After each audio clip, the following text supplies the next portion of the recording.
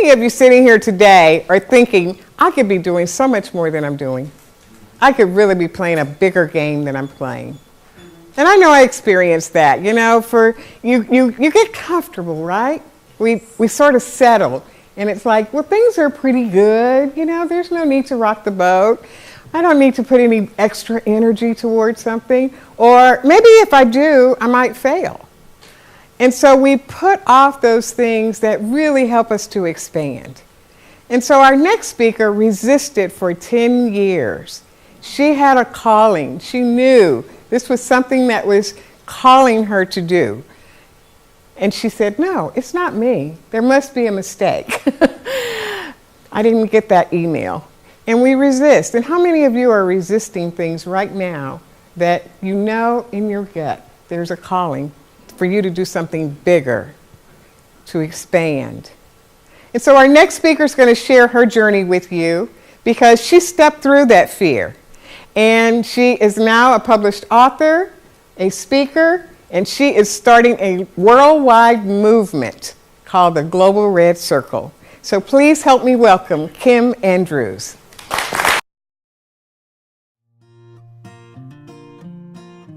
Hello, I'm Kim Andrews, founder and CEO of the Global Red Circle.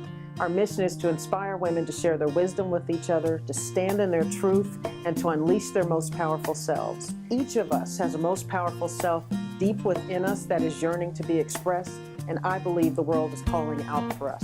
Join me in the Global Red Circle movement. This is a century of the woman, and we have a job to do. I thought I had it all figured out. I really did. Had a nice life, wonderful marriage, nice home, a business I loved doing, was fairly successful with it. And then one day in my morning meditation, I hear, write a book, get stories from women about wisdom that they have learned in their lives, and you're going to start a global movement.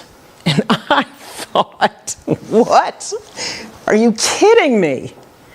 And I'm a believer, and I really thought this time God had bumped his head. Because I'm not that girl. I'm not that girl. So I started on this journey after about a couple of years of playing with it, going in, coming out, running to it, running from it. And let's fast forward 10 years later. I'm sitting in my living room with my laptop, and I've got 3 or 4 things left to do to finish this book. Now, you would think this would be the best day of my life. But I'm sitting on my couch, positively bereft. And the tears are starting to roll down my face. Because on one side of me, I've got my play it small and safe self telling me, you've never, ever, ever done anything like this before in your life. What makes you think you're going to do it now? And it started to roll out before me all of my baggage, my personal baggage, shipping containers full of baggage. I'm not talking about little wheelie bags. I'm talking about lots of baggage. And it's rolling out for me and telling me, even if you could and you can't, you wouldn't finish this book because you run from everything. And you know what, friends? I had a number of opportunities offered to me in my life, very, very lucrative, very, very exciting, and I never even attempted them because I was afraid. Afraid that I wouldn't be perfect at it. Afraid I didn't have what it took. So I never even attempted them. And about 2 years prior to finishing that book, there was a day when I met all of that disappointment right here. And you talk about bereft and the disappointment I felt in myself. And so I've got this play it small and safe self talking to me, but at the same time on the other side, the voice of my most powerful self was talking to me as well. This was the same voice that said, write the book, start the movement. And it was telling me, you are a winner at heart. You are a winner at heart. Me, a winner at heart. I'd never, ever, ever thought that about myself. And it said, not only are you going to write the book, but you're going to start this movement, and it's going to fire around the world. And you're going to influence women's lives positively. So we've got a job to do. But the war was going on, and I didn't know what to do with it. And I just didn't just cry. I went to where Oprah calls the ugly cry. I was sobbing. But one of the smartest things I had done in the last year finishing that book was I got a mentor. I knew I was going to need somebody who could take me from where I was and help me get to the place that I aspired to. Because I didn't know how to do that. So I called her in the middle of that mess. And she allowed me to give voice to all of that hurt and disappointment, all of the failures. So I could say goodbye to that self that liked to play it small. And then she raised her voice in a chorus of positivity with the voice of my most powerful self. And not only did I finish the book that day, but 18 days shy of a year later, it was released on the 3 major e-retailers, iTunes, Barnes & Noble, and Amazon.com. The Global Red Circle, Standing in Truth, Unleashing Your Most Powerful Self. A momentous day in my life. I've never, ever, ever, did I say never? Felt powerful in my life. Never. Never. And I'm not talking about the kind of power that has to make you feel less than because I want to feel more of.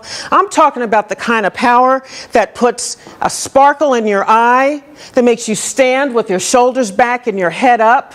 You know the kind of people, you know them when they walk in a room because I'd watched them all my life. They walk in, they look like they own the joint. And I always said, I want what they've got. And man, I had it that day. Oh, it was huge for me. So the day that I finished that book and when my book was released, 2 of the most momentous days of my life. I can't tell you enough. The words can't explain what you feel like when you step into the power that you have. Every last one of us, every single one of you, has a most powerful self that is yearning to be expressed in this world, and the world needs us. So I started to think about, and I needed to think about, what did I do? How did I get here? How did I make this happen? Because I tell you, I probably read every self-help book written in the 70s, 80s, and 90s. I did. Because I was trying. I knew that there was something there. When I had my nice, quiet, predictable life before that inspiration came, I still knew that something was missing. I did. So many of us are walking around these days knowing that something is missing. You got a job and you're probably great at it, but something is still telling you you're still not doing all you're here to do. And so after I thought about it, I identified 7 things that helped me get where I was. And I still do these 7 things because you know what? Little Miss Play It Safe and Small, she shows up some days. She showed up 2 days ago thinking about this talk today. But now in sweet Southern style, I say, bless your heart, girl. I know you're afraid, but we're going anyway. We got a job to do, so let's go. So these 7 things. The first, nurture yourself daily. We all know the speech on the plane. Put your mask on yourself first and then help the people around you. We know it, but we don't do it. And sometimes some of us need a tragedy, an illness, something catastrophic to happen before we pay attention to how we take care of ourselves. You can't give what you don't have. You can't. And so you're going to need a lot of mental, physical, emotional, and spiritual energy to get this job done. And you only do it by taking care of yourself. Number 2, know thyself. We've been talking about this for centuries. The ancient Greeks were talking about it. Know thyself. And what that takes is spending quiet time with yourself, away from the noise in this world. We have a frenetically paced, loud existence now. Cell phones, email, social media. You can't even sit and watch TV without an advertisement for something else rolling across the bottom of your screen. You watch the news, there's more news ticking along the bottom of it.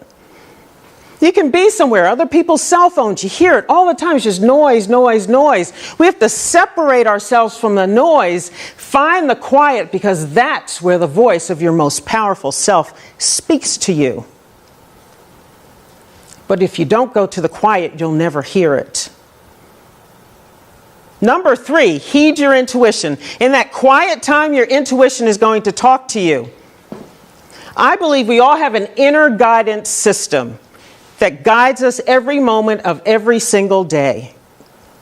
There's nothing to figure out because it's all here, yearning to break free if we will but listen and heed it. But I know I was certainly that way because I heard my intuition a lot and never heeded it. And I think most of you have been there too. You know, when you get in a situation, you're driving in the ditch, you sit there and you say, something told me not to do that. And you did it anyway. You did it anyway. So we've got to learn not just to listen, but to heed it and move. And my intuition never told me to do anything logical. Take your umbrella when the weatherman says it's going to be a sunny day. And darn it, 4 o'clock in the afternoon, here I am caught in a storm. What do I say? Something told me to take my umbrella. So listen to your intuition and heed it. I believe we are all being guided to our highest and best every single day in every single thing. Whether it's what exit to take off of the highway, or like for me, whether or not I should rush to my father's side when he was in intensive care 4 days before he died. My intuition said it's not time yet while he was in intensive care. But I knew enough then not to go. And you know what happened? I went after he was released to his regular room. And he and I got to spend the 4 most precious days of my life. Just he and I, because everybody else had gone back home. Everybody thought he was rallying back, and I had those 4 days with him. I'll never forget those 4 days. The things that we shared and the time I was able to spend with him. Even in the quiet time, the days when he was sleeping, I just watched him breathe. The 5th day, he was gone. My hero. If I hadn't listened to my intuition, I would have missed that experience. But I had to trust the simple things before I got to that. Number 4, get rid of the toxic relationships, and sometimes they masquerade as family and friends. Right? We all have those relationships. But if you don't listen to your intuition, you won't know who they are. Your intuition will tell you who is toxic in your life. And we can't always divorce ourselves completely because they may be coworkers, family, whatever, but your intuition will teach you how to set some boundaries so that you are protected from that influence. Next, find your tribe. My mentor that talked me through that night is a member of my tribe. Your tribe are the people in your lives who have your back. When the rug gets pulled out from under you and you have nothing else, those are the people that show up. Those are the people that are sincerely happy for you when you have joys or something wonderful happens. Because you know, I've had times like that where something really wonderful happened. I went and told somebody. They weren't that happy. They were happier when I was struggling. Members of your tribe are joyous. They can share your joy with you, and they're very, very happy for you. So find your tribe, nurture those relationships. And I'm not talking about texting and emailing them. I'm talking about face-to-face, mano a mano, where you can hug them, touch them. We are starving for deep connection in this world. I need to see you. I need to know that when you're answering about how you are, if your eyes start to well up with tears. I don't know that if I'm texting you. I don't know that. We need to hug each other. We need to be together. So spend time in those relationships and nurture them. Next, share your stories. In a Global Red Circle, I had women share stories about pivotal experiences in their lives and what it taught them. And they dug deep. That's what I asked them to do. Tell the real story, the deep story. Bring your pain out to the world, and they did. They bared their souls. So when you share your experiences, not only do you get to heal, but the person who's listening to you, they learn that they are not alone. They get hope. You may shorten somebody else's learning curve in a very, very difficult time. Because we all know when you're in the middle of your crisis, sometimes it is so dark and overwhelming that we can't see past ourselves. But your story can help them look past it and know that if somebody else got out, I can too. So after you share your stories and you do these other 5 things, you now have the energy, the freedom, and the presence of mind to express your most powerful self and to step out into the world. I believe we all have a job to do in this world. Every last one of us. I don't believe we're just born, we go to school, we get a job, take a couple of vacations, and we while away our days till we take our last breath. We're all here to do something special in this world. And even if you do something similar to someone else, they can't do it like you. It doesn't matter. Because you have your own unique fingerprints here and in the calling that you have in this world. And ladies, I'm talking specifically to you today too, because I believe this is a century of the woman.